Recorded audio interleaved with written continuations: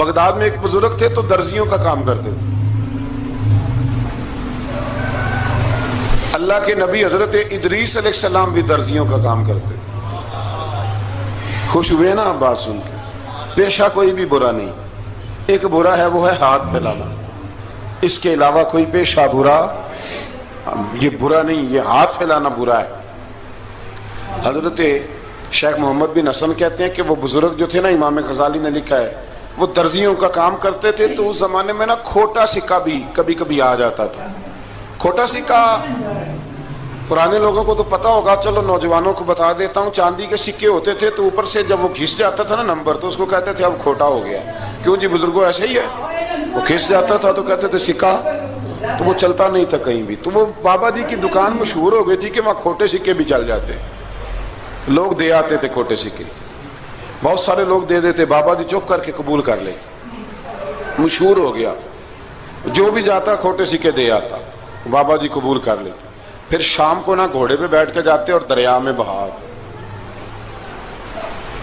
ایک دن کچھ بندے کھوٹے سکے لے کے آ گئے تو بابا جی ابھی مصلے پہ تھے، نماز پڑھ رہے تھے، تو بیٹے نے کپڑے دیے تو کھوٹے سکے وصول کیے. تو وہ کھوٹے سکے دینے والا شخص کھوٹے سکے دے رہا تھا تو وہ بچہ کہنے لگا تم نے بڑی عرصہ بیوقوف بنایا میرے ابا کو، کھوٹے سکے دے لے جاؤ. کہنے لگا تمہیں واقعی نہیں پتا چلتا کھوٹے ہیں؟ کہا ابا جی کا نہیں مجھے پتا، پر مجھے تو پتا ہے نا، اور میرا ابا شام کو کھول کے دیکھتا ہے تو پھر جو کھوٹے کھوٹے ہوتے ہیں انہیں دریا میں بہا کے آتا ہے، لے جاؤ اپنے.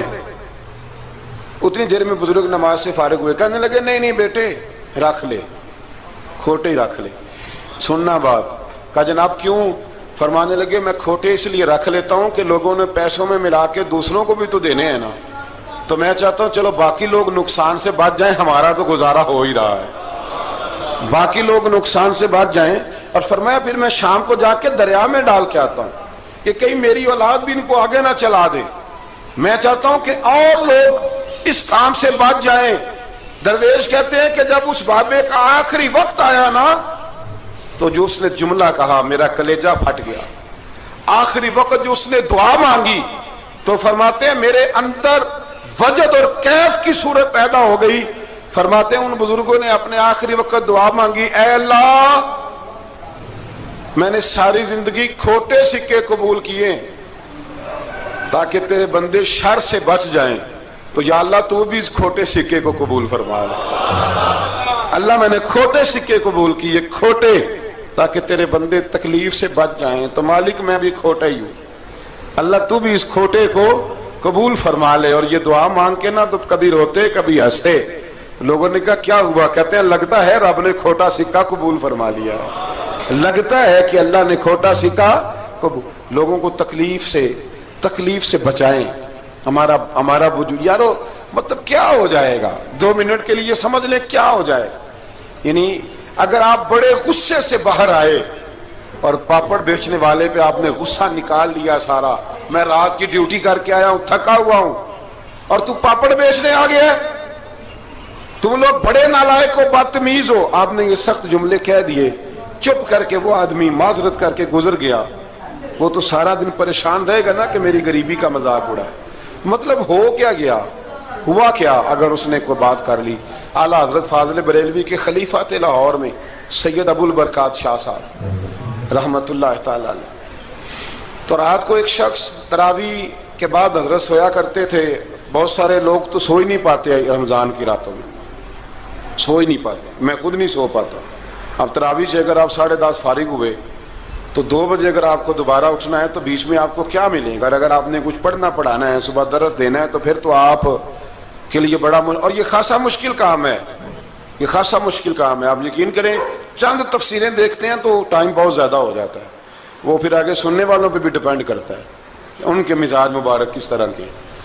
سید صاحب رحمت اللہ علیہ نا عشاء کی نماز کے بعد تراویح پڑھ کے تو کچھ عبادت کی، کچھ مطالعہ کیا، صبح درس دینا تھا تو تھوڑی دیر کے لیے بوڑھے آدمی تھے، تھک گئے تو سو گئے. ایک بندہ نہ کہیں گیا ہوا تھا تو واپس آیا تو اس نے دروازے پہ دستک دی.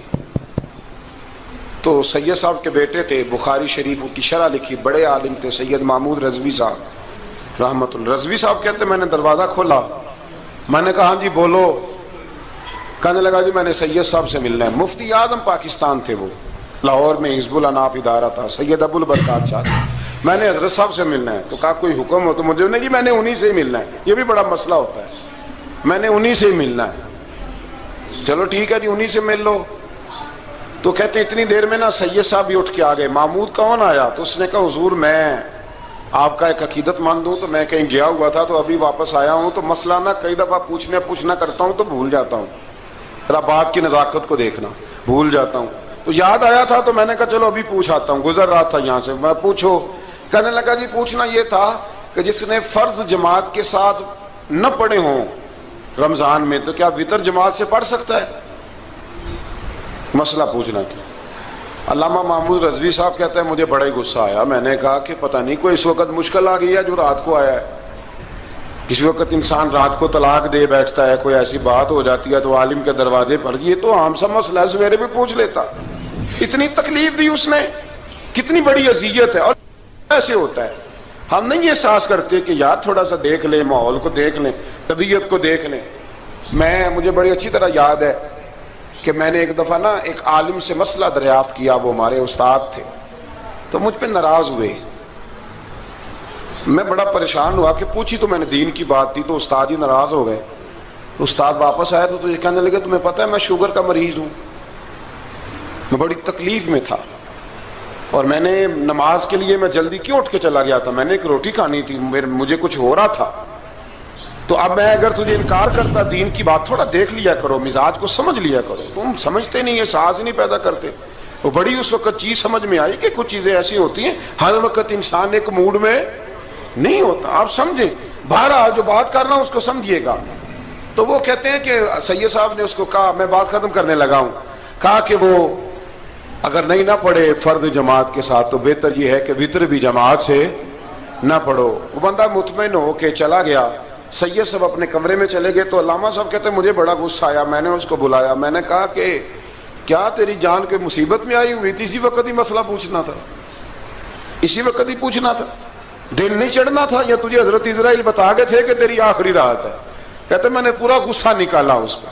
میں نے کہا تو بڑا ہی بیوقوف آدمی ہے, بوڑھے آدمی ہیں, اور بڑی مشکل سے نیند آتی ہے, آ ہی گئی تھی تو آ گیا ہے. کہتے میں غصہ کر رہا تھا تو سید صاحب آ گئے, تو آ کے مجھے ڈانٹا, چپ کر, اس طرح کسی کے ساتھ بات کرتے ہیں. پھر اس کو کہنے لگے بھائی معاف کرنا, یہ ابھی بچہ ہے, اسے پتہ نہیں. کہتے ہیں پھر مجھے کمرے میں لے گئے اور بہت بڑا ہی جملہ کہا. اگر آپ اپنا کلیجہ ٹھنڈا کرنا چاہیں نا تو اس طرح بھی کر سکتے ہیں. بہت بڑا جملہ کہا. کہنے لگے معبود مسئلہ تو میں نے بتایا, تمہیں کیا تکلیف ہوئی؟ اور پھر فرمانے لگے شکر کرو اللہ کا, اس دور میں بھی کوئی دین کی بات پوچھتا ہے. شکر کرو اللہ کا, اس دور میں بھی کوئی دین کی بات پوچھتا ہے. شکر کرو اللہ کا, کوئی دین کی بات پوچھتا ہے, ورنہ تو لوگ پوچھتے ہی نہیں. تو اگر آپ خوش کرنا چاہیں اپنے آپ, تو آپ سائیکل والے پہ غصہ کرنے کی بجائے یہ بھی تو کہہ سکتے ہیں نا شکر ہے رزق حلال کما رہا ہے, مانگ کے نہیں کھاتا, شکر ہے یہ محنت کر رہا ہے اپنی. تو آپ اپنے ذہن کو اس طرح کا بنائیں, سوچ کو اس طرح کا بنائیں. آج اس جمعے میں ہم نے ارادہ کرنا ہے کہ ہم نے آسانیاں دینے کی کوشش کرنی, ہم نے لوگوں کو تکلیف نہیں دینی, ہم نے کسی کو آزمائش میں مبتلا نہیں کرنا, ہم نے کوئی ایسا کام نہیں کرنا جس کی وجہ سے لوگ سمجھیں کہ یہ آدمی بوجھ بن گیا. کبھی بوجھ نہ بنے. یارو کتنا بدبخت ہے وہ آدمی جس کے مرنے کی لوگ دعا مانگے, اس کے مرنے کی. حضرت عبداللہ ابن مبارک کے پڑوس میں ایک یہودی رہتا تھا, یہودی تھا, یہودی. حضرت عبداللہ ابن مبارک مکان بیچنے لگے. حضرت عبداللہ ابن مبارک کا پڑوسی مکان بیچنے لگا, وہ یہودی. تو کہا تو کہا کتنے کا؟ 2000 دینار کا. 2000 دینار. تو انہوں نے کہا کہ اس گلی میں, اس محلے میں تو 1000 دینار کا مکان ہے, تو تیرا 2 کا کیوں ہے؟ کہنے لگے 1000 میرے مکان کا اور 1000 عبداللہ ابن مبارک کے پڑوسی ہونے کا, اس لیے کہ اتنا شاندار پڑوسی تمہیں کبھی نہیں ملے گا جس کی ہم نے کبھی آواز ہی نہیں سنی. 1000 روپیہ لوں گا ان کے پڑوس میں جگہ دینے کا, 1000. تو وہ شخص کہنے لگا یہ تو نے عجیب بات کر دی, حالانکہ تو یہودی ہے, یہ تو نے عجیب بات کر دی. تو کہنے لگا 3 دن میری گلی میں آ کے رہ, تو دعائیں مانگے گا کہ یا اللہ میں یہیں رہنا چاہتا ہوں. وہ دعائیں مانگے گا کہ اتنا اچھا انسان, اتنا خیال رکھنے والا, اتنا خیال والا